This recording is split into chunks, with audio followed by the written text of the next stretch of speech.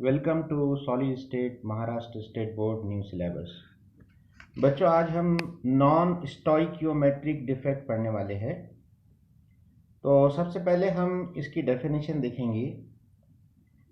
It is a type of defect in which stoichiometry of compound get changed. तो बहुत ही important बात यहाँ पर बताई गई है कि इस डिफेक्ट में कंपाउंड की स्टोइकियोमेट्री चेंज हो जाती है। अब स्टोइकियोमेट्री का क्या मतलब है, ये हमने लास्ट टाइम भी देखा था कि स्टोइकियोमेट्री मतलब फॉर्मूला है, फॉर्मूला ऑफ कंपाउंड। और फॉर्मूला मतलब क्या होता है, रेशियो ऑफ एटम्स, या हम इसको ratio of cation and anion भी कह सकते हैं अगर वो कंपाउंड आयोनिक है उस वक्त। तो यहाँ पर इस डिफेक्ट की वजह से एटम्स का रेशो चेंज हो जाता है, या हम ये कह सकते हैं कि इस डिफेक्ट की वजह से कैटायन और एनायन का जो रेशो है वो चेंज हो जाता है। तो हम सेकंड पॉइंट इस तरह से तैयार करेंगे, ratio of atoms in formula is not equal to ratio of atoms in actual crystal. तो फॉर्मूले में जो रेशो बताया गया है एटम्स का, वो रेशो क्रिस्टल में मेंटेन नहीं होता है। क्रिस्टल में, एक्चुअल क्रिस्टल में जो रेशो होता है एटम्स का वो कुछ अलग होता है, और इसीलिए हमने ये पॉइंट तैयार किया है। पॉइंट नंबर 3 देखते हैं। There are two types of non stoichiometric defect. यहाँ पर दो उसके टाइप्स है। नंबर 1 है मेटल डिफिशियंसी डिफेक्ट और नंबर 2 है मेटल एक्सेस डिफेक्ट। तो ये दो टाइप है। इसमें मेटल एक्सेस डिफेक्ट को फिर से दो टाइप में डिवाइड किया गया है। मेटल एक्सेस डिफेक्ट के दो टाइप है। नंबर 1 है इंटरस्टिशियल डिफेक्ट और नंबर 2 है एनायन वैकेंसी डिफेक्ट और कलर सेंटर्स और एफ सेंटर्स। तो इंटरस्टिशियल डिफेक्ट के और दो सब टाइप है। नंबर 1 है extra neutral atom at interstitial position at room temperature, और नंबर 2 है extra cation at interstitial position at high temperature. तो हम सबसे पहले जो पहला टाइप है यानी कि मेटल डिफिशियंसी डिफेक्ट पढ़ने वाले हैं। सबसे पहले हम इसकी डेफिनेशन देख लेते हैं। मेटल डिफिशियंसी डिफेक्ट की definition, it is a type of non-stoichiometric defect which is produced due to deficiency of metal cation in crystal lattice। तो क्रिस्टल लैटिस के अंदर मेटल कैटायन की डिफिशियंसी की वजह से, डिफिशियंसी का मीनिंग क्या है, कमी होना।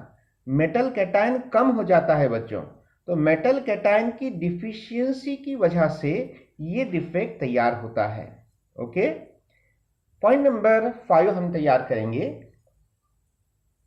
Metal must show variable oxidation state, यानी ये जो डिफिशियंसी डिफेक्ट आपको उसी वक्त देखने को मिलेगा जब वो मेटल का ऑक्सीडेशन स्टेट वेरिएबल होना चाहिए।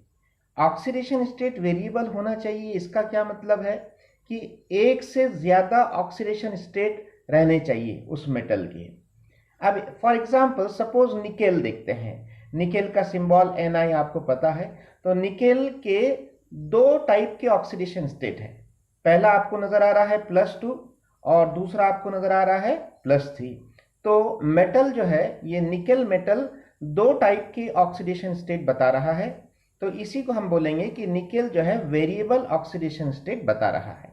नंबर 1 +2 बता रहा है और नंबर 2 +3 बता रहा है। ऑक्सीडेशन स्टेट मतलब क्या, हमने लास्ट टाइम भी देखा कि नंबर ऑफ पॉजिटिव और negative charges present on ion is called as oxidation state. तो ये बहुत ही इंपॉर्टेंट कंडीशन यहां पर रखी गई है कि मेटल डिफिशियंसी डिफेक्ट आपको उसी मेटल क्रिस्टल में देखने को मिलेगा जिस मेटल की ऑक्सीडेशन स्टेट वेरिएबल होती है, यानी कि एक से ज्यादा होती है। Point number 6, metal cation is absent at regular lattice point. तो इस डिफेक्ट में होता क्या है एक्चुअल बच्चों कि जो मेटल कैटायन, मैं बार बार मेटल को कैटायन बोल रहा हूं क्योंकि आपको मालूम है कि मेटल ये हमेशा इलेक्ट्रॉन देते हैं, they are always electron donors, they are always electropositive, इसीलिए हम मेटल को मेटल कैटायन बोल सकते हैं। यानी मेटल ये हमेशा पॉजिटिव स्टेट में ही होता है, वो कभी भी नेगेटिव स्टेट में नहीं रहेगा बच्चों। तो metal cation is absent at regular lattice point, वो मेटल कैटायन अपनी रेगुलर जगह पर मौजूद नहीं होता है, अपने रेगुलर लैटिस पॉइंट पर वो एब्सेंट होता है। अब वो यहां पर एब्सेंट है तो कहीं ना कहीं गया होगा। देखेंगे point number 7, extra negative charge is balanced by presence of same metal cation with higher oxidation state. Dear student, जब एक कैटायन एब्सेंट रहेगा यानी कि पॉजिटिव चार्ज एब्सेंट रहेगा, और जब पॉजिटिव चार्ज एब्सेंट रहेगा तो उस क्रिस्टल में नेगेटिव चार्ज बढ़ जाएंगे बच्चों, क्योंकि हमको मालूम है कि किसी भी क्रिस्टल में पॉजिटिव और नेगेटिव चार्जेस ये एक दूसरे के इक्वल होते हैं, जितने पॉजिटिव रहेंगे उतने नेगेटिव रहेंगे। लेकिन यहाँ पर जब एक मेटल कैटायन एब्सेंट है तो जाहिर सी बात है कि पॉजिटिव चार्ज यहाँ पर एब्सेंट है, और जब पॉजिटिव चार्ज एब्सेंट है तो नेगेटिव चार्ज यहाँ पर ज़्यादा हो गए। इसीलिए हम पॉइंट नंबर 7 में क्या बोल रहे हैं कि एक्स्ट्रा नेगेटिव चार्ज। अब इसको बैलेंस करना ज़रूरी है। क्यों बैलेंस करना ज़रूरी है? क्योंकि हमारा रूल है कि जो भी क्रिस्टल रहेगा वो इलेक्ट्रिकली न्यूट्रल रहेगा, उस पर कोई चार्ज नहीं रहेगा, क्योंकि जितने पॉजिटिव रहेंगे वो सब कैंसिल हो जाएंगे नेगेटिव के जरिए। तो यहाँ पर जो एक्स्ट्रा नेगेटिव चार्ज क्रिस्टल में तैयार हो गया है वो काय के जरिए बैलेंस हो रहा है, is balanced by presence of same metal cation with higher oxidation state. आप इस पर ध्यान दीजिए बच्चों, सेम मेटल कैटायन। अभी हम फिलहाल निकेल की बात कर रहे हैं, तो क्रिस्टल में Ni के कैटायंस प्रेजेंट है। कौन से कैटायंस प्रेजेंट है? डाइवेलेंट कैटायंस, जिन पर 2 पॉजिटिव है। तो हम वहां पर एक वैसा ही एक कैटायन डालेंगे निकेल, लेकिन उसका ऑक्सीडेशन स्टेट पहले वाले से ज्यादा रहेगा, यानी कि पहले वाले का +2 है तो अब +3 हो जाएगा। अब ट्राइवेलेंट निकेल कैटायन वहां पर ऐड किया जाएगा। तो यहाँ पर एग्जाम्पल बताई गए है निकेल 3 पॉजिटिव। अब ये जो भी पॉइंट यहाँ पर लिखे हुए हैं इसको हम बहुत अच्छे तरीके से समझ सकते हैं इस डायग्राम में। आप इस डायग्राम को ध्यान से देखिए।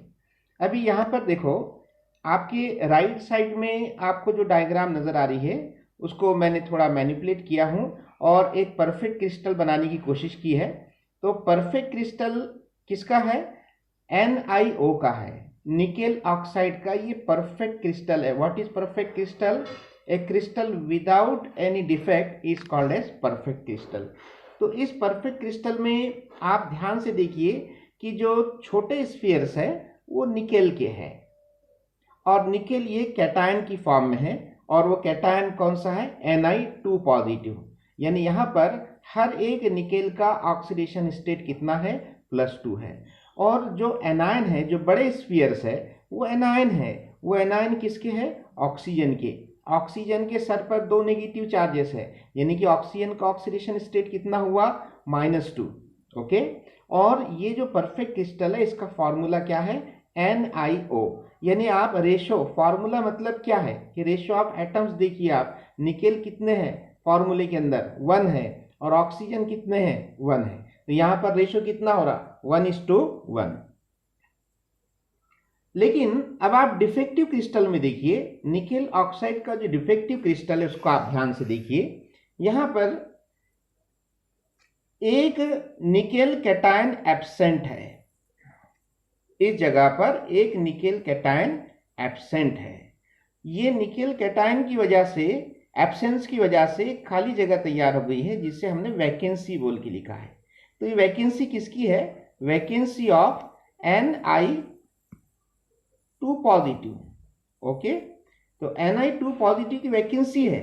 पहले यहां पर ये निकेल था, इसको देखिए आप, परफेक्ट क्रिस्टल में यहां पर निकेल था, ये जो कैटायन था ये Ni2 पॉजिटिव था यहां पर परफेक्ट क्रिस्टल में, लेकिन डिफेक्टिव क्रिस्टल में गायब हो गया, उसकी वैकेंसी क्रिएट हो गई वहां पर। इसको आप वैकेंसी डिफेक्ट बोल सकते हैं क्योंकि वहां पर खाली जगह है।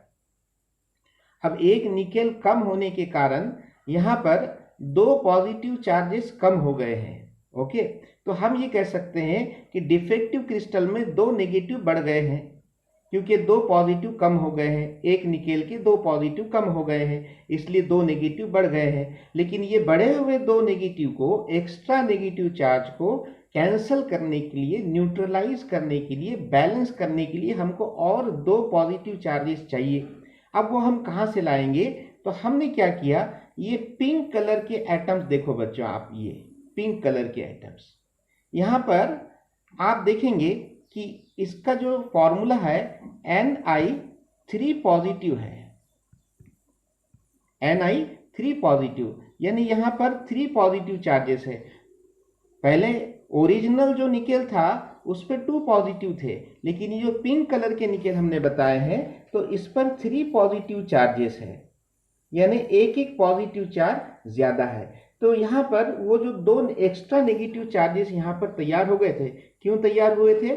Due to vacancy of Ni2 positive. उसकी Ni2 पॉजिटिव की वैकेंसी की वजह से 2 एक्स्ट्रा नेगेटिव इस क्रिस्टल में तैयार हो गए थे, और वो 2 एक्स्ट्रा नेगेटिव को बैलेंस करने के लिए हमें 2 एक्स्ट्रा पॉजिटिव की ज़रूरत थी। इसलिए हमने जो डाइवैलेंट निकेल था उसके बजाय यहाँ पर ट्राइवैलेंट निकेल, यानी ऐसा निकेल जिसका ऑक्सीडेशन स्टेट +3 है, उसको हमने यहाँ पर 2 जगह पर रखा है।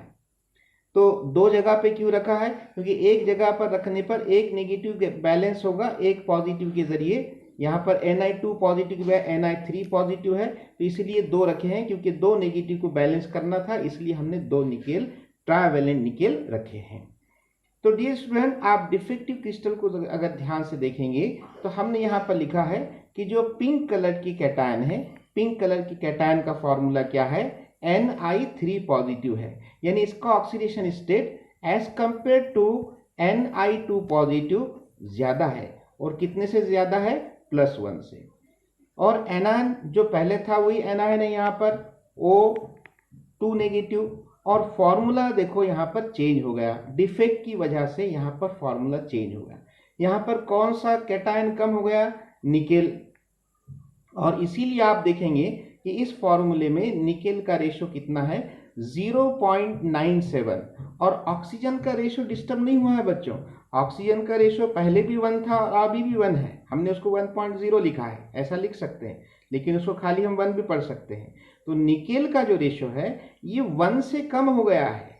पहले जो परफेक्ट क्रिस्टल का फॉर्मूले में निकेल 1 थे, और डिफेक्टिव क्रिस्टल में निकेल कितने हो गए? 0.97, यानी 1 से कम हो गए। ओके, तो यहाँ पर इसीलिए हम इसको बोल रहे हैं कि डिफिशियंसी, मेटल डिफिशियंसी डिफेक्ट, इसीलिए इसका नाम पड़ा है। चलिए हम आगे देखते हैं।